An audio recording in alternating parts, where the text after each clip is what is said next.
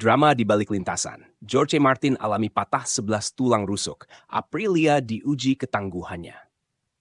Awal musim MotoGP 2025 bukanlah cerita manis bagi Jorge Martin. Setelah resmi bergabung dengan Aprilia Racing, harapan besar pun menggantung di pundaknya. Namun takdir berkata lain. Ajang MotoGP Qatar yang seharusnya menjadi momen pembuktian justru berubah menjadi mimpi buruk bagi sang juara bertahan musim 2024.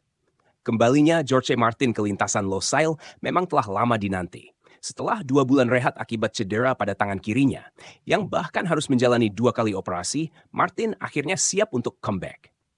Dengan semangat baru dan motor Aprilia RSGP yang baru pula, ia menunjukkan performa menjanjikan di seluruh sesi latihan dan kualifikasi. Sayangnya, keberuntungan tidak berpihak pada malam balapan. Memulai dari posisi ke-16, Martin sempat bertahan dengan stabil selama 13 lap awal dari total 22 lap yang dijadwalkan.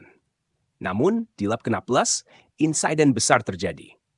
Dalam satu-satunya kecelakaan sepanjang akhir pekan itu, Martin kehilangan kendali dan terjatuh ke lintasan. Lebih buruknya lagi, Fabio Di Giannantonio yang datang dari belakang tidak sempat menghindar dan menghantam bagian punggung Martin dengan ban depan motornya. Kontak keras itu membuat tubuh Martin menghantam aspal dengan keras, dan ia pun langsung dievakuasi oleh petugas medis.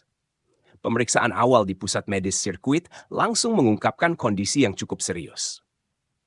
Pneumotoraks traumatis, yakni kondisi ketika udara terjebak di rongga pleura akibat trauma, yang langsung memerlukan prosedur drainase. Dugaan awal adanya patah tulang rusuk juga mencuat. Martin kemudian dipindahkan ke Rumah Sakit Hamad, rumah sakit rujukan terdekat dari sirkuit.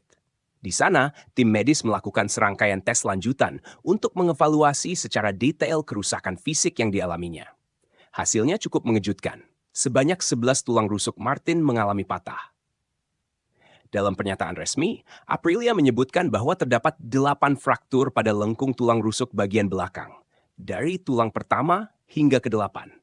Selain itu, 3 fraktur tambahan ditemukan di bagian samping, tepatnya pada tulang rusuk ke-7 hingga ke-9.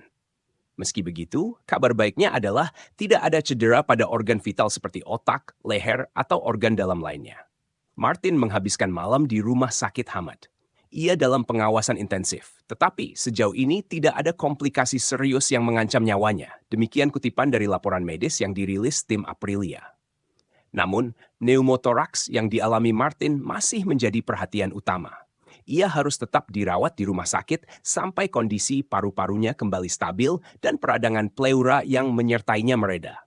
Proses penyembuhan ini diperkirakan memakan waktu yang tidak sebentar. Dengan kondisi seperti itu, kecil kemungkinan Martin akan turun di GP Spanyol yang akan digelar di Jerez 2 pekan ke depan. Padahal, balapan di tanah kelahirannya itu bisa menjadi momentum penting baginya bersama tim barunya. Situasi ini menjadi pukulan telak bagi Aprilia, yang sejatinya ingin menampilkan kekuatan penuh di awal musim ini.